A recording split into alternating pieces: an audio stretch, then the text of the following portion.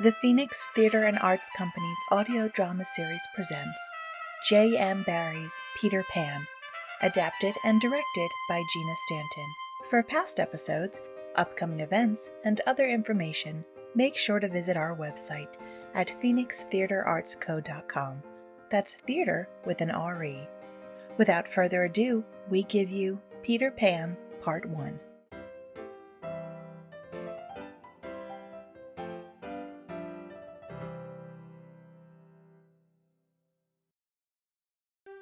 Part 1. All children, except one, grow up. That was the way it was for everyone in the world. And that was the way it was for the Darling family, who lived in London.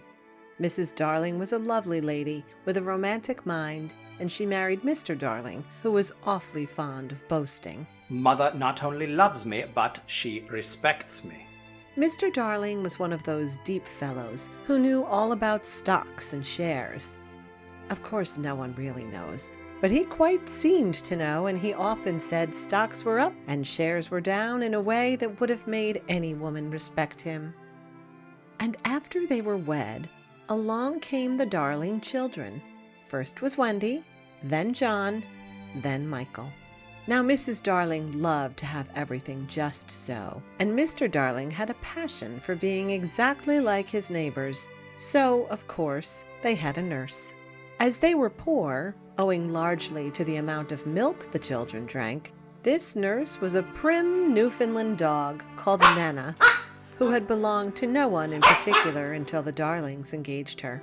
She proved to be quite a treasure of a nurse. How thorough she was at bath time, and she was up at any moment of the night if one of her charges made even the slightest cry. No nursery could possibly have been conducted more correctly, and Mr. Darling knew it, yet he sometimes wondered uneasily whether the neighbors talked. Nana also troubled him in another way. He sometimes had a feeling that she did not quite admire him. "I know she admires you tremendously, George," Mrs. Darling would assure him, and then she would whisper to the children, "Be especially nice to Father." One night, all of the children were in bed. It happened to be Nana's evening off, and Mrs. Darling had bathed them and sung to them till one by one they had let go her hand and slid away into the land of sleep. While she slept, she dreamed, and while she was dreaming, the window of the nursery blew open, and a boy did drop on the floor. He was accompanied by a small, strange light, which darted about the room like a living thing. I think it must have been this light that wakened Mrs. Darling. Oh, how Mrs. Darling screamed at the sight! And then Nana entered, growling, and she sprang at the boy, who leapt lightly through the window. Again, Mrs. Darling screamed, this time in distress, for she thought he was killed. She looked for him down on the street and up in the sky, but she did not see him. She returned to the nursery and found Nana with something in her mouth. It was the boy's shadow.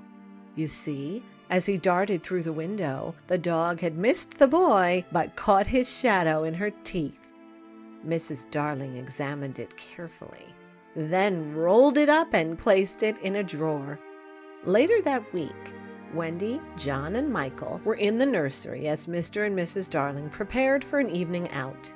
Mrs. Darling entered the room, dressed in a beautiful evening gown, and then, moments later, Mr. Darling came rushing into the nursery with a crumpled tie in his hand. "What is the matter, Father dear?" Matter? The matter? He yelled. He really yelled. Oh, this tie, it will not tie.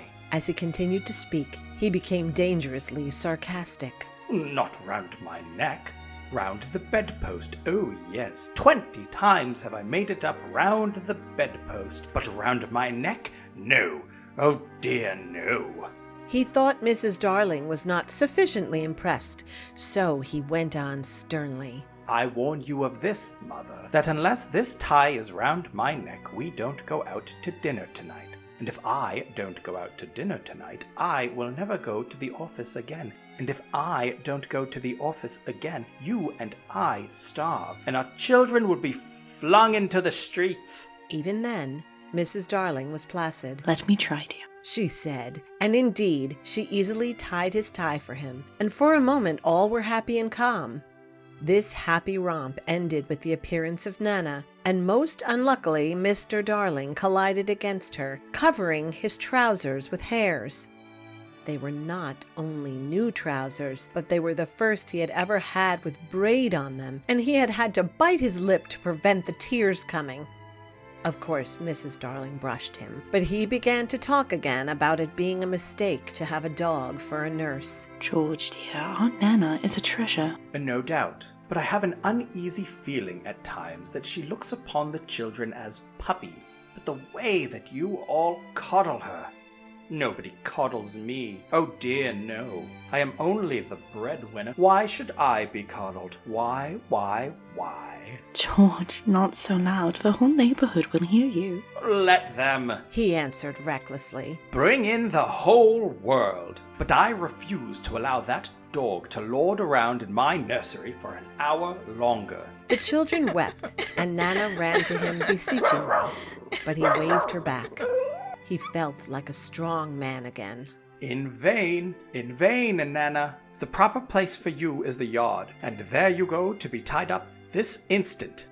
And while the family all pleaded with him, alas, he would not listen. He was determined to show who was the master in that house. And when his commands would not draw Nana out from the kennel, he lured her out of it with honeyed words, and then seized her roughly and dragged her from the nursery. He was somewhat ashamed of himself, and yet he did it. It was all owing to his too affectionate nature, which craved for admiration. When he had tied her up in the backyard, the wretched father went and sat in the passage, with his knuckles to his eyes. In the meantime, Mrs. Darling had put the children to bed in unwonted silence and lit their night lights. They could hear Nana barking, and John whimpered. Is it because he is chaining her up in the yard? That is not Nana's unhappy bark. That is her bark when she smells danger, said Wendy bravely. Michael, already half asleep, asked, Can anything harm us, Mother, after the night lights are lit? Nothing, precious. They are the eyes the mother leaves behind her to guard her children. She went from bed to bed, kissing their cheeks, and little Michael flung his arms around her, crying out, Mother, I'm so glad of you. They were the last words she would hear from him for a long time. If she had known, she likely would not have left that night, but instead Mother and Father Darling went out in all of their finery. The children slumbered peacefully in their beds, not noticing the small light that zoomed into the room and flickered about. It rummaged through the wardrobe, turning every pocket inside out, and poked through each drawer, and then suddenly the window was blown open, and Peter Pan dropped into the room. Tinkerbell, he called softly, not wanting to wake the children. Tink, where are you? She was in a jug for the moment, and was liking it extremely. She had never been in a jug before. Oh, do come out of that jug and tell me, where did they put my shadow? The loveliest tinkle of golden bells answered him. It's the fairy language. For you see, the little light that danced around the room was actually a fairy called Tinker Bell. If you could speak the fairy language, as Peter could, you would have heard her say that the boy's missing shadow was in the chest of drawers. In an instant, Peter was rifling through the chest, and then he had recovered his shadow, and in his sheer and utter delight, he forgot that he had shut Tinker Bell up in the drawer. If he had thought at all, although I don't believe that Peter Pan had ever really thought, he would have thought that he and his shadow would immediately join together. When they did not, he was appalled. He tried to stick it on with soap from the bathroom, but that also failed. A shudder passed through Peter, and he sat on the floor and cried.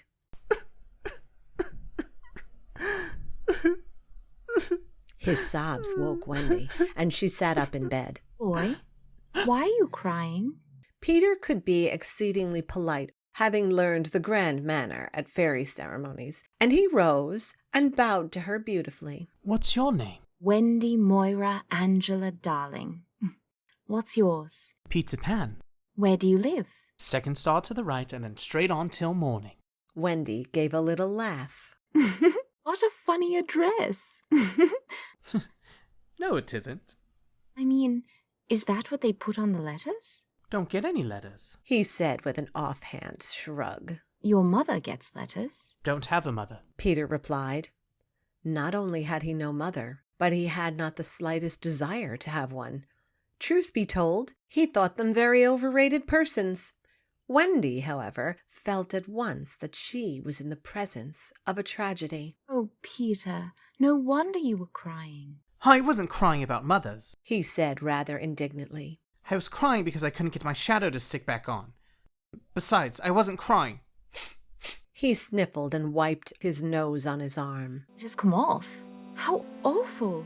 She could not help smiling when she saw that he had been trying to stick it on with soap. How exactly like a boy. Fortunately, she knew at once what to do. It must be sewn on, She said, just a little patronizingly, exulting his ignorance.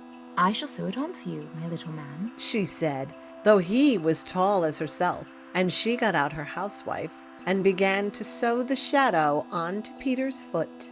She warned him, I dare say it will hurt a little. Oh, I shan't cry. said Peter, who was already of the opinion that he had never cried in his life. He clenched his teeth and did not cry, and soon his shadow was behaving properly, though still a little creased. Perhaps I should have ironed it. But Peter was indifferent to appearances, and he was now jumping about in the wildest glee. Alas, he had already forgotten that he owed his bliss to Wendy. He thought he had attached the shadow himself. He crowed rapturously. How clever I am!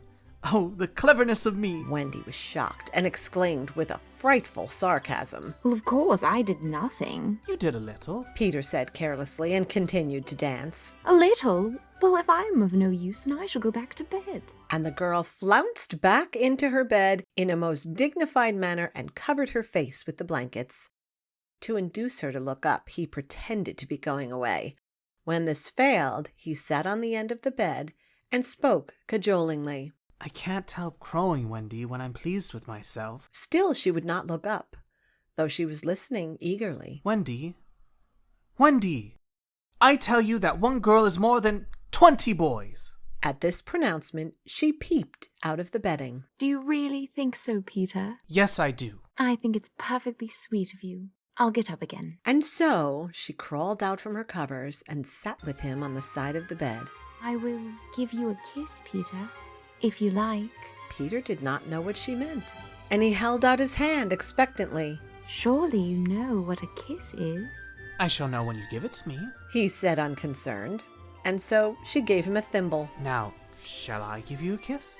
She inclined her face toward him, but he merely dropped an acorn button into her hand.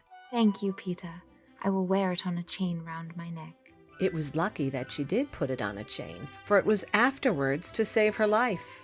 The two children talked as children do, and eventually Peter told her. Wendy, I ran away the day I was born. Wendy was quite surprised, but interested, and she intimated that he should tell her more. Peter explained in a low voice.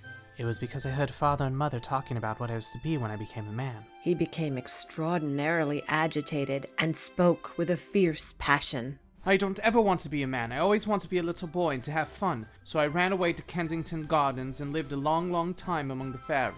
She gave him a look of the most intense admiration, and he thought it was because he had run away, but it was really because he knew fairies. Wendy had lived such a home life. To know fairies struck her as quite delightful. She poured out questions about them, to his surprise, for they were rather a nuisance to him, getting in his way and so on. Still, he liked them well enough on the whole, and he told her about the beginning of fairies. You see, Wendy, when the first baby laughed for the first time, its laugh broke into 1,000 pieces and they all went skipping about. And that was the beginning of fairies. And so, there ought to be one fairy for every boy and girl. Ought to be? Isn't there? No. You see, children know such a lot now, and they soon don't believe in fairies.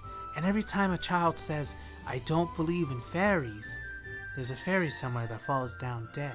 Really, he thought that they had now talked quite enough about fairies, and it struck him that Tinker Bell was keeping very quiet. I can't think of where she's gone to. Tink? Where are you? Tink? You don't mean to tell me that there is a fairy in this room? She was just here now. You don't hear her, do you? The only sound I hear is like a tinkle of bells. Well, that's Tink. That's the fairy language. I think I hear her too. The sound came from the chest of drawers, and Peter made a face. Wendy, I do believe I shut her in the drawer.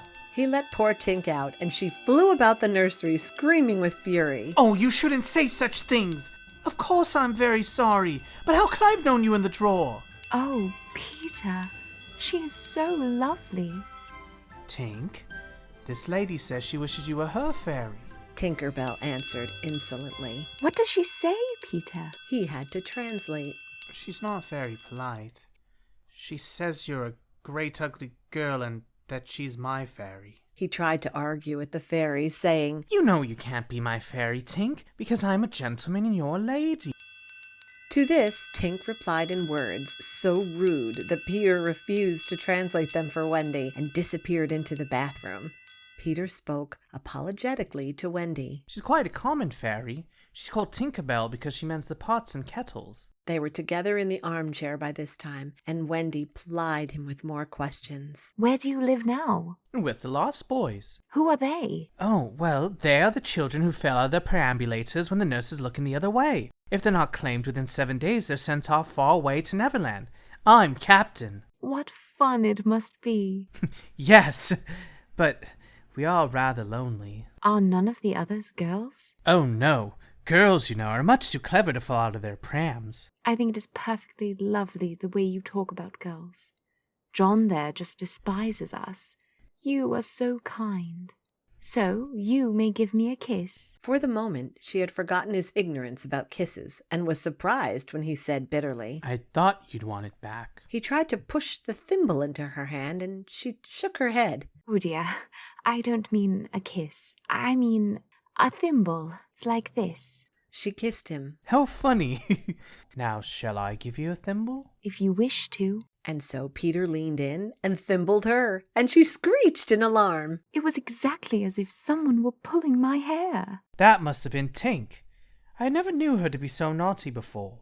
And indeed, Tink was darting about again, using very offensive language. She says she'll do that to you, Wendy, every time I try to give you a thimble. But why? Why, Tink?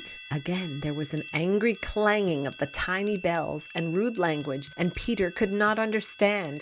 But poor Wendy did, and Wendy was just slightly disappointed when he admitted that he came to the nursery window not to see her, but to listen to stories. How perfectly awful. Oh, Wendy, your mother was telling such a lovely story the other day about the prince who couldn't find the lady who wore the glass slipper. Peter, that was Cinderella. He found her, and they lived happily ever after. Peter was so glad he rose from the floor where they had been sitting and hurried to the window. Wendy cried out to him in dismay. But where are you going? To tell the other boys, of course. Oh, please don't go, Peter. I know many stories. Oh, the stories I could tell you and the boys. Wendy, do come with me and tell the other boys, please, please, please. Of course, she was quite pleased to be asked, but she responded regretfully. Oh, dear, but I can't. Think of Mother and Father. Besides, I can't fly. I'll teach you. Wendy, there are mermaids, and oh, Wendy, how we would all respect you, and oh, you could tuck us in at night, and don our clothes for us, and make pockets for us. None of us has any pockets. She was helpless to resist, and she cried out, Of course, it's awfully fascinating. Peter, would you teach John and Michael to fly too? And she ran to John and Michael and shook them. Wake up! Peter Pan has come, and he is to teach us to fly. John rubbed his eyes. Then I shall get up. Hello, I am up. By this time, Michael was also up, and he asked with great curiosity, I say, Peter, can you really fly? Instead of troubling to answer, Peter flew around the room, and John and Michael gave enormous cheers and applause. Hooray! Fabulous. It looked delightfully easy, and they tried it first from the floor and then from the beds, but strangely, they always went down instead of up. John, always the practical one, rubbed a sore knee and asked, How do you fly, Peter? You just think wonderful, lovely thoughts, and they lift you up in the air. I've got it now, Wendy! cried John. But soon he found he had not. Not one of them could fly an inch. Of course, Peter had been trifling with them, for no one can fly unless the fairy dust has been blown on them. He blew a pinch of the sparkling dust on each of them, then instructed them. Now just wiggle your shoulders this way and let go. They were all on their beds, and Michael let go first. He did not quite mean to let go, but he did, and immediately he was in the air. I flewed! He screamed, while still in midair. I flewed, I flewed, I flewed! Wendy, look! I flewed! John and Wendy both let go and joined their brother in the air, expressing sentiments of joy and delight. Jolly good. Lovely! Hooray! The children were not nearly as elegant as Peter. They could not help kicking a little, and their heads bobbed against the ceiling. Up and down they went, round and round. I say, could we fly out there? Asked John, and Peter smiled smugly. That was his goal all along. Michael, too, was ready. He wanted to see how long it took him to fly 1,000,000,000 miles. But Wendy hesitated. Mermaids! Peter reminded her. And there are pirates. Pirates? Let us go at once! And it was just at this moment that Mr. and Mrs. Darling were walking arm in arm toward their home, just in time to see 4 shadows highlighted against the bright light of the moon. And Nana, out in the yard, barked and barked in distress. Mrs. Darling trembled as she and Mr. Darling hurried up the stairs to the nursery, and Nana followed.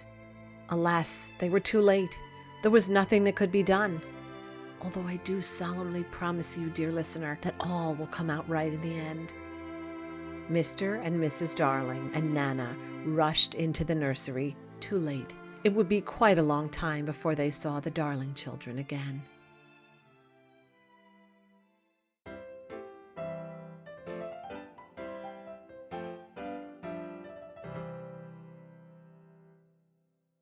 PTAC's audio drama series is a production by the Phoenix Theater and Arts Company. This week's episode, Peter Pan, Part 1, was written by J.M. Barrie and was adapted, directed, and edited by Gina Stanton.